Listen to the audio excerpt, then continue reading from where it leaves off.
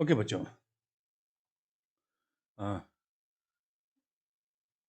Lecture के दूसरे half में आप लोगों का फिर से स्वागत है बच्चों। तो जो ब्रायोफाइट्स में जो गेमेटोफिटिक थैलस है, ये दो तरह का है बच्चों। एक तो हमारे पास हेपेटिक स्ट्रक्चर्स है, हेपेटिक और लिवर लाइक स्ट्रक्चर्स हैं। दूसरा कौन सा है? Leafy axis. और हेपेटिक स्ट्रक्चर्स हमने कर लिया है, ठीक है, विद एग्जांपल्स। और अब शुरुआत करेंगे हम लोग वो ब्रायोफाइट्स या जिनमें जो गेमेटोफिटिक थैलस है, एक लीफी एक्सिस रहता है बच्चों, ठीक है। तो gametophytes with leafy axis consist of a main axis with spirally arranged leaf-like appendages called phylloids. This is the term again given by Koch in the year 1956. ठीक है बच्चों, आगे कुछ इमेजेस के साथ एक्सप्लेन करने की कोशिश करूंगा। Okay, this leafy axis may be growing prostrately, horizontally, ठीक है। And when the leafy axis are growing horizontally or are growing prostately, these are again having dorsiventral symmetry बच्चों, ठीक है, because they have clear distinct upper surface and clear distinct ventral surface। ये आगे जब images बताऊंगा वहां पर मैं आपको क्लियर कर दूंगा, ठीक है। दो इमेजेस हमारे पास, एक पोरेला और फ्रूलेनिया है। One is Porella, one is Frullania. These are the bryophytes where the thallus is a prostately growing leafy axis, and both of these are the members of first class बच्चों। First class that is Hepaticopsida. मैंने बताया था हेपेटिकोप्सिडा में hepatic structures भी हैं और हमारे पास leafy axis भी हैं। तो ये लीफी एक्सिस के एग्जांपल्स हैं फ्रॉम क्लास हेपेटिकोप्सिडा। और अब दूसरा टाइप है इरेक्टली ग्रोइंग लीफी एक्सिस। इनको हम दूसरे शब्दों में इनको गेमिटोफोर्स भी बोलते हैं बच्चों। The gametophytic thallus, which is a leafy axis and which is an erectly growing leafy axis, in that case the gametophyte is also called as gametophore। ये कॉमन जैसा टर्म है बच्चों। Phore means some branch and gametes कि a branch like structure, a branch which produces gametes। और gametes कहां produce होते हैं?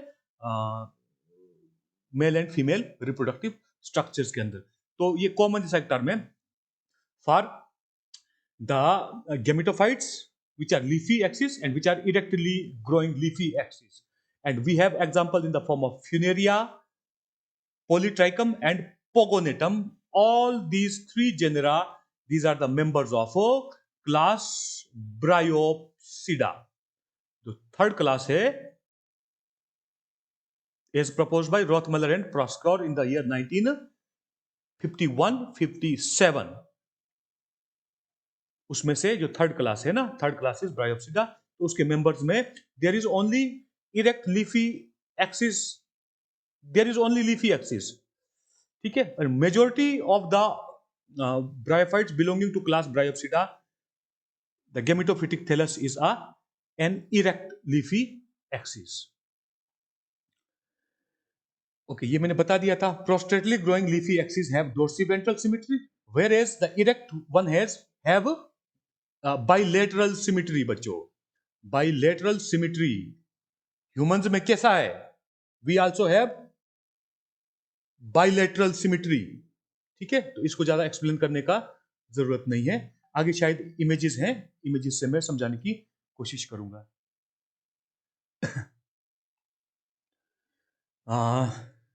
ये है, this is the first example from prostately growing leafy axis and it is porella।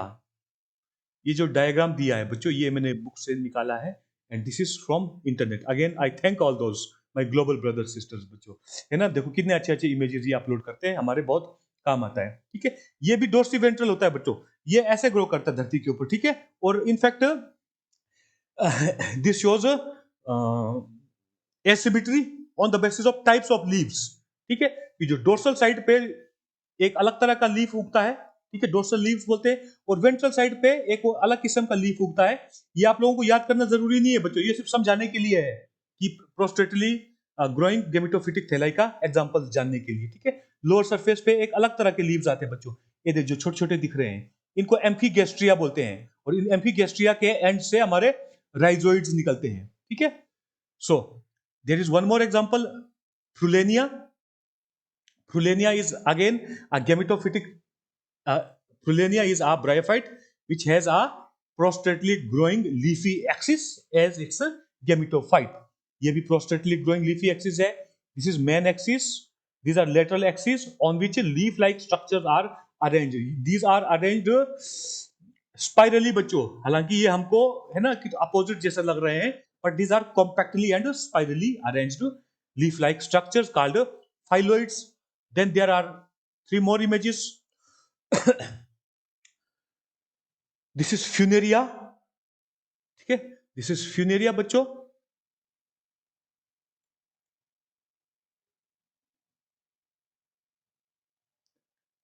Funaria, where the gametophyte is an erect leafy axis called gametophore. This is its gametophytic plant body. और यहाँ पर ये इधर दिख रहा है something greenish greenish. और जो ऊपर वाला हिस्सा है पूरा, this is sporophytic plant body which is dependent on gametophytic plant body. This one is sporophytic plant body, and in Funaria the sporophytic plant body is partially dependent. Partially dependent, why? Because it can synthesize some of its organic food, because some of the cells in the wall of capsular region they possess chloroplasts. ये खैर ये ज्यादा detail में देने की जरूरत नहीं है. अगला एग्जांपल है हमारे पास Polytrichum. This is in fact Polytrichum juniperinum. This is Polytrichum juniperinum. Species याद रखना, रहने दो बच्चों, है ना, ज्यादा हो जाएगा. This is Polytrichum. Again one more erectly growing leafy axis or erectly growing gametophyte. This is gametophytic structure and this is its sporophytic structure. ठीक है, अब एक और खास बात होता है बच्चों, ब्रायोप्सिडा के मेंबर्स में कुछ अंडरग्राउंड स्टेम लाइक स्ट्रक्चर भी मौजूद रहता है बच्चों, जिसको हम राइजोम बोलते हैं. This is that rhizome in the members of class Hepaticopsida and in Anthocerotopsida. Such a structure is never present. ये मैंने शायद लिखा है या नहीं है, लेकिन ये आप लोगों ने ऐड कर देना बच्चों. ठीक है, in some members of class Bryopsida and underground horizontally growing stem like structure is formed which is called rhizome. This is it. Last one is pogonatum. ठीक है, this is again one more example of erectly growing leafy axis.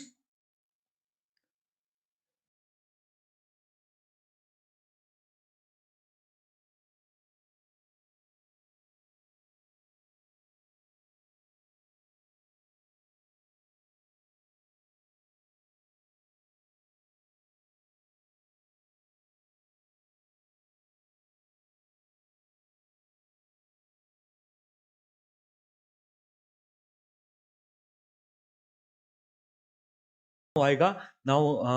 अब आएगा आपका size wise range. ठीक है, size wise range. ये signal अभी तक कुछ मजा नहीं आ रहा है बच्चों, है ना. सिग्नल में अभी तक मुझे लग रहा है कुछ प्रॉब्लम है. ओके, कोई बात नहीं. प्लांट बॉडी और the gametophytic thallus ranges from few mm to up to 150 centimetres. ठीक है, एक एग्जांपल है हमारे पास Drupsis which is considered world's smallest bryophyte. ठीक है, it grows to few mm, few millimeter long, and it is a member of a class Hepaticopsida. Member of first class Hepaticopsida, and it is a thalloid form because it doesn't show any leaf-like structures. ठीक है, Second example is that of world largest bryophyte. ये आपको एक number का प्रश्न में आ सकता है बच्चों, इसलिए जानबूझ के मैंने ये दिया। पॉलीट्राइकम कम्युनी, आप लोगों के टेक्स्ट बुक्स में कहीं पर डाउसोनिया का एग्जांपल है बच्चों, DAW, डाउसोनिया। ये कहीं ऑस्ट्रेलिया से रिपोर्ट हुआ था, ठीक है, and it grows up to 60 to 70 centimetres. लेकिन रिसेंटली एक और ब्रायोफाइट का एक मेंबर रिपोर्ट हुआ है न्यूजीलैंड से, और उसका नाम है Polytrichum commune, and it is said that it grows up to a height of 1.5 meter, 150 centimeters, and at present this bryophyte called Polytrichum communi is considered world's largest bryophyte.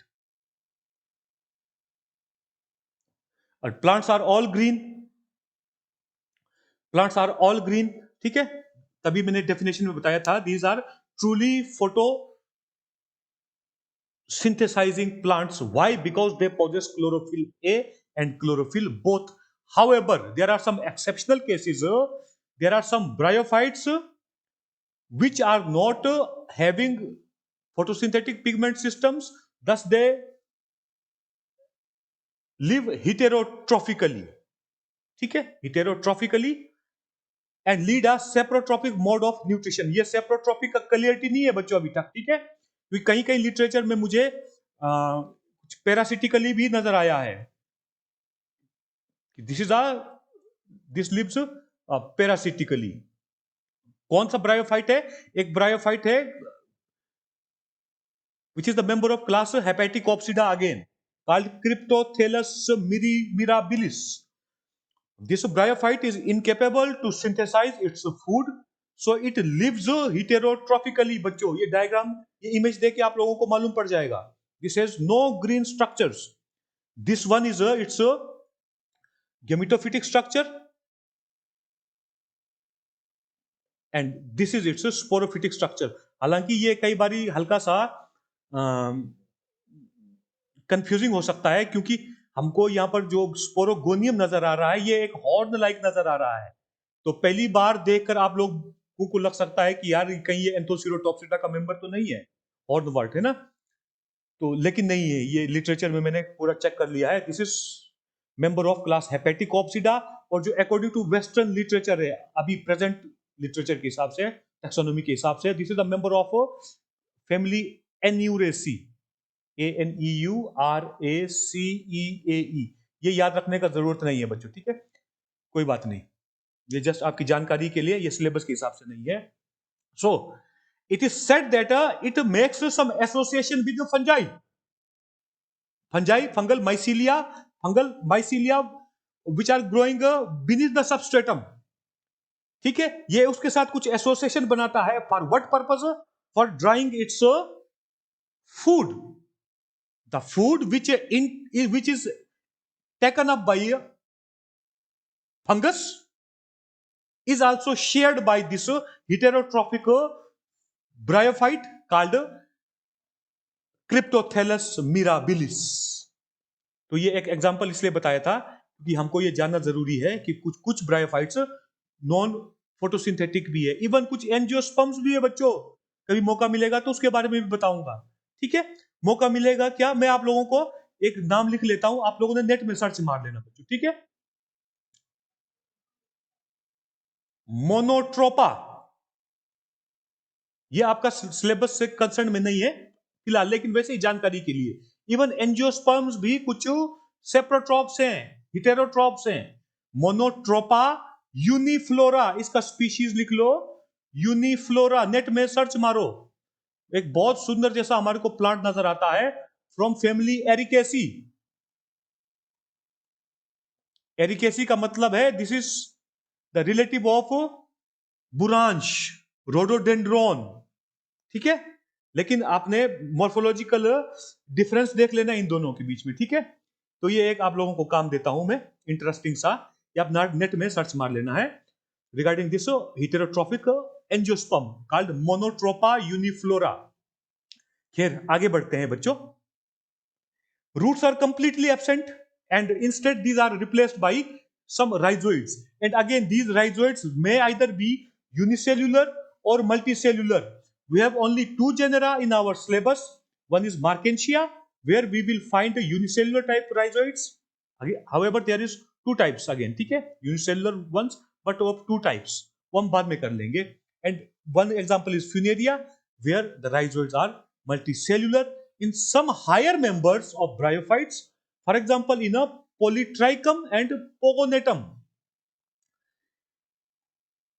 Rhizoids found are multicellular, but they twine around each other in such a way that they make a rope-like structure, and that rope-like structure is called rhizoidal strand.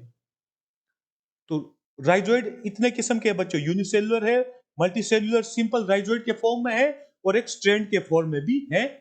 और जहां पर ये पाए जाते हैं उनमें से example है हमारे पास Polytrichum and Pogonatum, both are the members of class ब्रायोसिडा.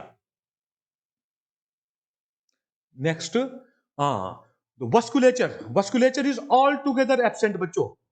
वस्कुलेचर in the form of xylem and phloem.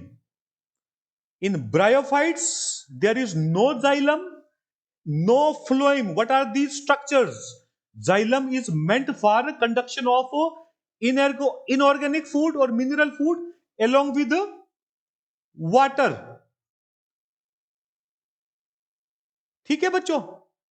And its direction कैसा होता है? From below to top and then lateral direction to each and every part of that plant body. This tissue in the form of xylem, it ensures the availability of inorganic nutrition, whereas second type of tissue is there called phloem, both of which together constitute the vasculature of the plant bodies. In phloem, organic food is transported along with water to each and every part of the body of different plants. So such structures are altogether absent. However, in some higher members,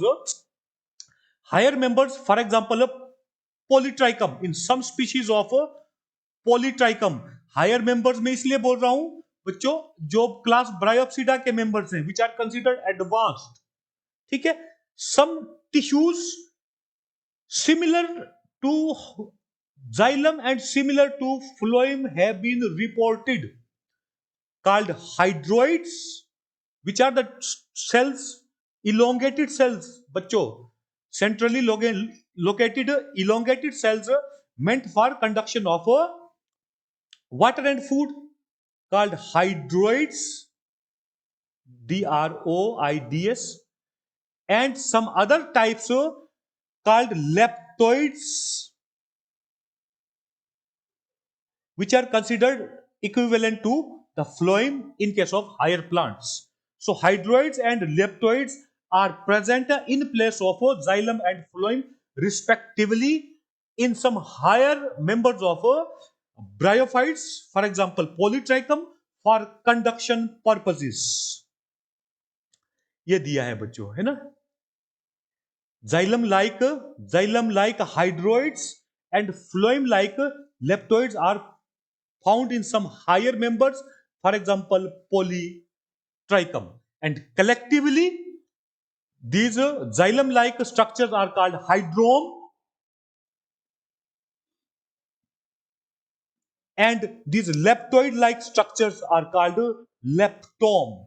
So the hydrome and leptome is the term used for hydroids and leptoids collectively and respectively. So I think with this our chapter finishes, this lecture finishes.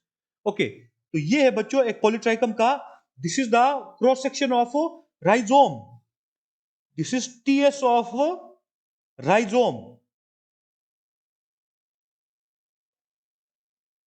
Rhizome of a bryophyte called polytrichum. यहां पर मैंने जानबूझकर कुछ कुछ नीला नीला किया है, ये नीले नीले सेल्स नजर आ रहे हैं बच्चों, ठीक है.